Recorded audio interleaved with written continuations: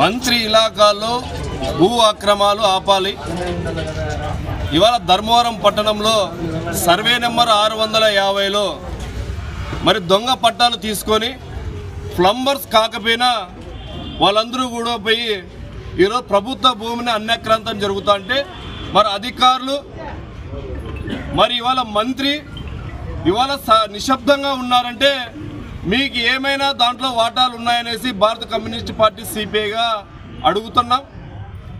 మరి ప్రభుత్వ భూమి కోట్ల రూపాయల భూమిని పొద్దు అన్యాక్రాంతం జరుగుతున్నా కూడా అధికారులు పక్క మంత్రి గారు సైలెంట్గా ఉండడానికి మరి ప్రజలందరూ కూడా చర్చించుకుంటున్నారు వీళ్ళకి ఏమైనా ముడుపులు అందాయా అని. ఇవాళ నిజమైన ప్లంబర్స్ అధికారుల చుట్టూ ప్రదక్షిణ జరుగుతున్నా ప్లంబర్స్ను పట్టించుకునే పరిస్థితి ఇవాళ అధికారులు కనపడట్లేదు.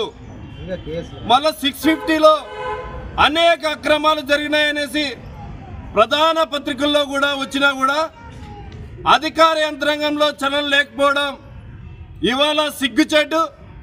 ఇవాళ అధికారుల దగ్గరికి పేదలు వాళ్ళ కష్టంతో వస్తే వీళ్ళకు ముడుపులు ఇస్తేనే పని చేస్తామనే పద్ధతిలో ఇవాళ అధికార యంత్రాంగం అంతా తయారవుతోంది. ఇప్పటికైనా సరే మంత్రి సత్యకుమార్ గారు ఇక జరుగుతున్నటువంటి భూ అక్రమాలపైన స్పందించాలి.